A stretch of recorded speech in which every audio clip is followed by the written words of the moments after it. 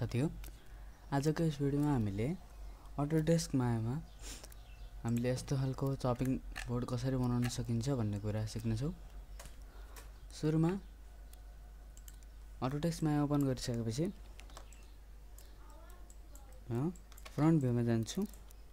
त्यसपछि यो image blend भन्ने अप्सनमा क्लिक गरेर त्यो इमेजलाई मैले इम्पोर्ट गर्छु। त्यसपछि स्केलिङ टुलले स्केल गरे यसरी यसलाई मुभ गरेर मैले यति माथि लिएर आउँछु। पर्सपेक्टिभ र यसलाई पछाडी लिएर जान्छु।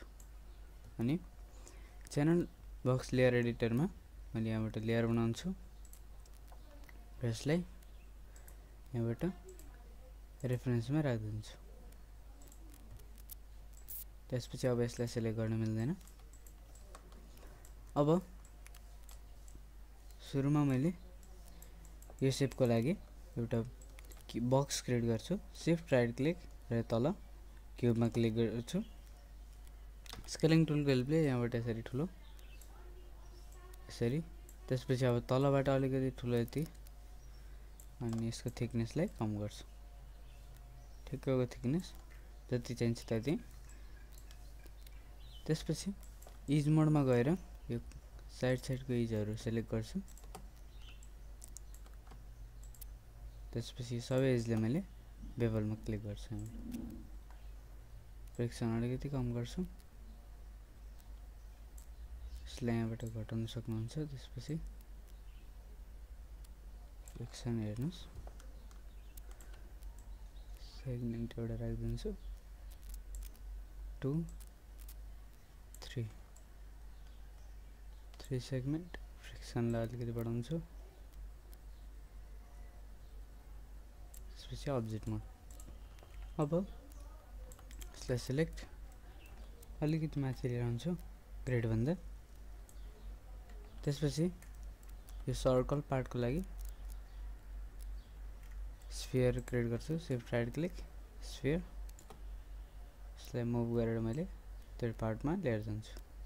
त्यसपछि एफ अनि 4 प्रेस गरेर यसलाई पोजिसन गर्नुपर्ने हुन्छ। अब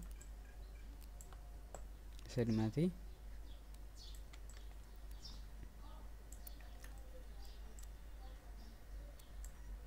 यसलाई यति 5 प्रेस गरे धेरै तल आएको छ देख्न सक्नुहुन्छ।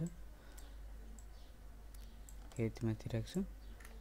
त्यसपछि सुरुमा यसलाई सिलेक्ट शिफ्ट यसलाई सिलेक्ट मेश बुलियन्स डिफरेन्स। त्यसपछि देख्न सक्नुहुन्छ यस्तो शेप बनेको छ अब्जेक्ट मोड। अब केही पनि सिलेक्ट नगरिकन शिफ्ट राइट क्लिक क्यूब। त्यसपछि यसलाई मुभ गरेर मैले यता लिएर आउँछु। आर पातलो यो साइडबाट यति लामो मुभ गर्छु माथि।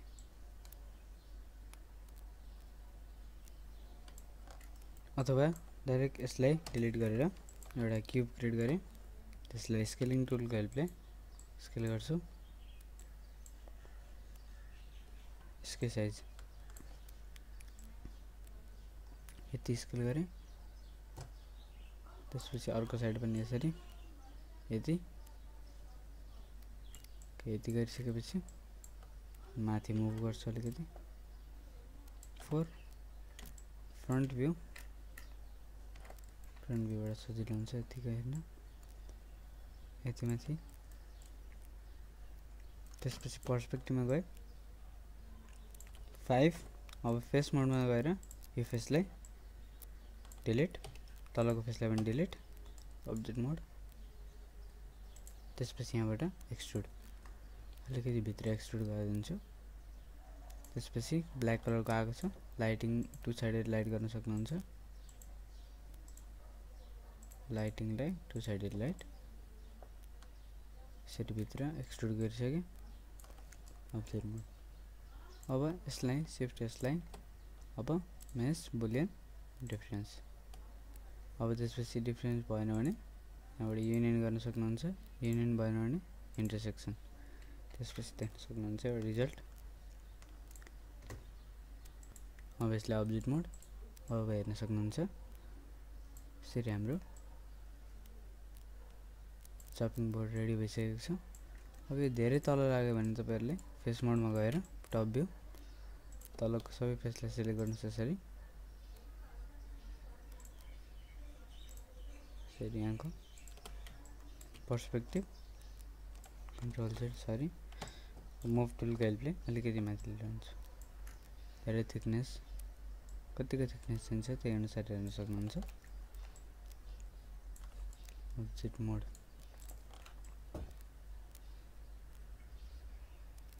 यहाँ पनि अलिकति एउटा बक्स क्रिएट गर्छु।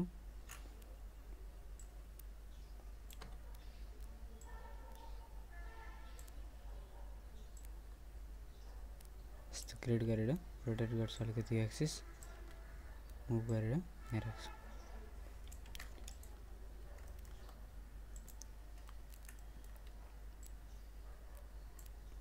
माथि अलिकति यस्तो छ। टप भ्यूमा गएर हेर्न सक्नुहुन्छ।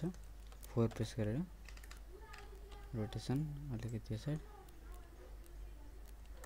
मुभ टुल अलिकति त्यहाँ पर्सपेक्टिभमा गएर 6 अथवा 5। अब यसलाई शिफ्ट यसलाई मेस बुलियन डिफरेन्स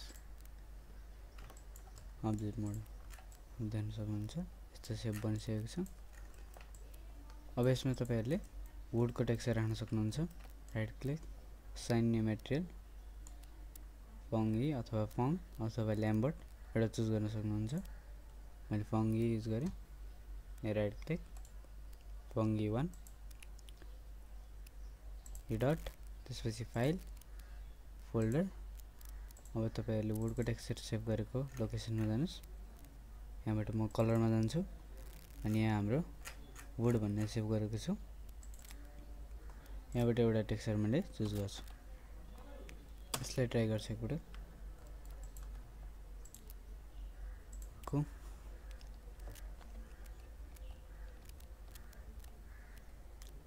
एउटा म्याचिङ टेक्सचर हेर्छु मैले।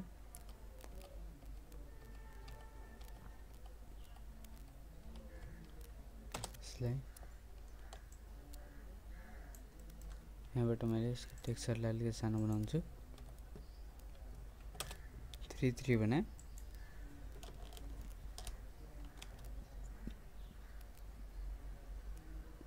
अर्को टेक्सचर चुज गर्छु।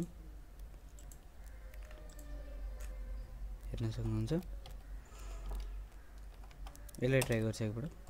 ओके यो अलिकति ठिक छ। मैले राखिदिएँ। अब चाहिँ यो इमेजलाई डिलिट गर्दा हुन्छ। च्यानल बक्स लेयरबाट यो लेयरलाई डिलिट राइट क्लिक गरेर डिलिट लेयर। अब यसलाई सिलेक्ट अनि डिलिट। अब देख्न सक्नुहुन्छ हामीले सजिलो तरिकाले यस्तो खालको चपिङ बोर्ड बनेर रेडी बनेको छ। आशा गर्दछु तपाईहरुलाई यो भिडियो मन पर्नेछ। यदि मन परेमा लाइक शेयर कमेन्ट सब्स्क्राइब गर्न नभुल्नु होला।